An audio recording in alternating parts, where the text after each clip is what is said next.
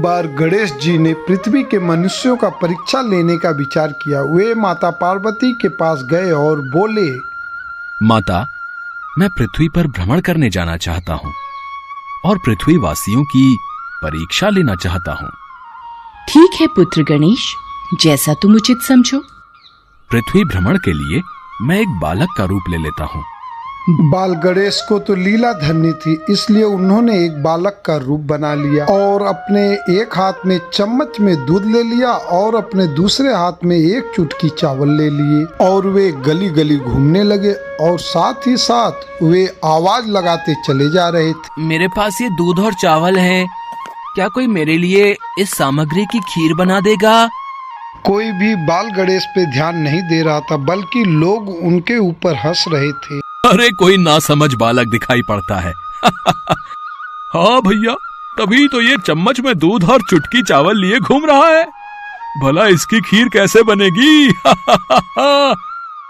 गणेश जी बाल रूप में इसी तरह एक गांव से दूसरे गांव में चक्कर लगा रहे थे, इसी तरह आवाज लगा रहे थे, पर कोई भी खीर बनाने को तैयार नहीं था। सुबह से शाम हो गई, गणेश जी बाल रूप में यूं ही घूमते रहे। अरे मेरी खीर तो कोई भी बनाने को तैयार नहीं, अब क्या करूं?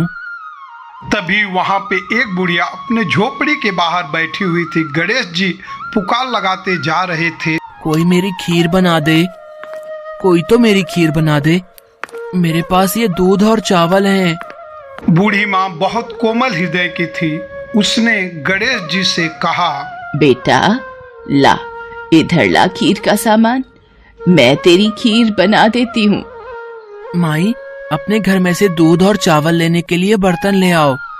ठीक है बेटा, रुक, मैं अभी बर्तन लेकर आई। बूढ़ी माँ जब अपने झोपड़ी से एक कटोरी लेके आई तो गणेश जी ने उनसे कहा, माई ये बर्तन छोटा है, अपने घर का सबसे बड़ा बर्तन लेके आओ। बेटा बड़ा बर्तन क्या करेगा, जरा से तो दूध और चावल है। अच्छा रुक, लाती हूँ। बूढ़ी माँ को थोड़ा आश्चर्य लगा, पर उसने सोचा चलो बच्चे का ही मन रख देती हूँ और घर के अंदर जाकर एक बड़ा सा बर्तन लेकर आई। गणेश जी चम्मच का दूध बर्तन में डालना शुरू कर दिए और बूढ़ी माँ को आश्चर्य की सीमा नहीं रही। ये क्या चमत्कार है प्रभु, कुछ समझ नहीं आ रहा। बूढ़ी माँ ने जब देखा कि बर्तन दूध से भर गया है तो बूढ़ी माँ घर के अंदर से सभी बर्तन उठा लाई और गणेश जी सभी बर्तन में दूध डालते गए। इस तरह सभी बर्तन दूध से लबालब भर गए। इसके पश्चात श्री गणेश जी ने बूढ़ी माँ से बोले, माई मैं स्नान करके आता हूँ, तब तक तुम खीर बना लो, मैं वापस आकर खाऊंगा। बेटा इतना सारा दूध और ढेर सारे चावल, भला मैं इतनी सारी खीर का क्या करूंगी? माई आज तुम सारे गांव को दावत दे दो, मैं चाहता हूँ तुम्हारे हाथ की खीर का स्वाद पूरा गांव चखे। ठीक है बेटा, मैं गांव वालों को न्योता दे देती हूँ।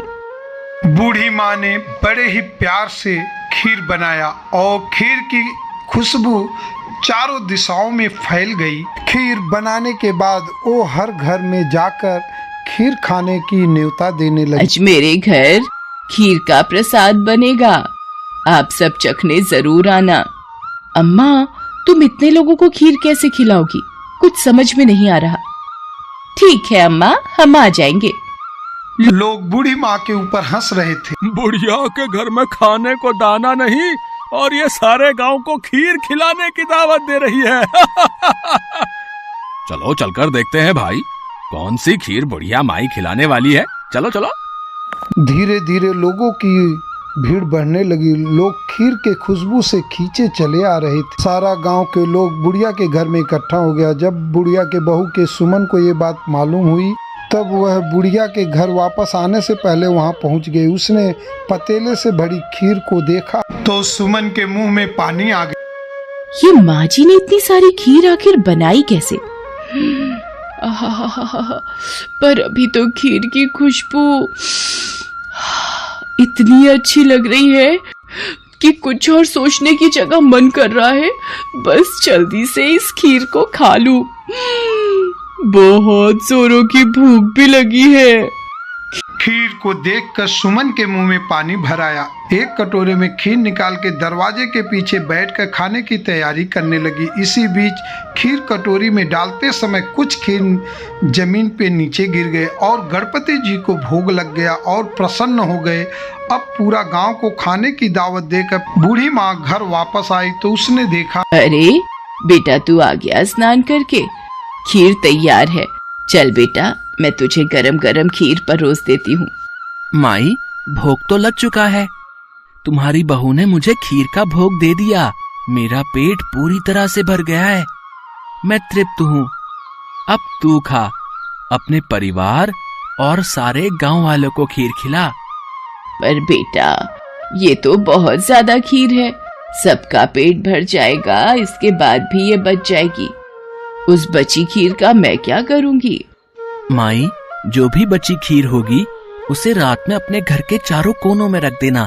मेरे कहने पर तुमने इतने प्रेम से खीर बनाई, तुम्हें गणेश की चमत्कारी खीर बनाने का मीठा फल अवश्य प्राप्त होगा। एक कहकर मानो न जाने वह बालक कहाँ गायब हो गए। इतने में गांव वाले भी आ गए। बुढ़िया ने भगवान गणेश का ध्यान करके सभी गांव वालों को खीर बांटा। सारा गांव खूब जी भर के खीर खाया। उसके बाद भी खीर बच गया। ये खीर बच गई, इसे चारों कोनों में रख देती हूँ। अगली सुबह जब बुढ़िया सो के उठी, हे गणेश, हे गजानन, गणपति महाराज, ये मैं क्या देख रही हूँ? पतीलों में खीर के स्थान पर हीरे जवाहरात और मोती भर गए हैं। विघ्नहर्ता गणेश जी उस बालक के रूप में स्वयं आप ही आए थे। आप तो मेरे जीवन के वारे न्यारे कर गए प्रभु।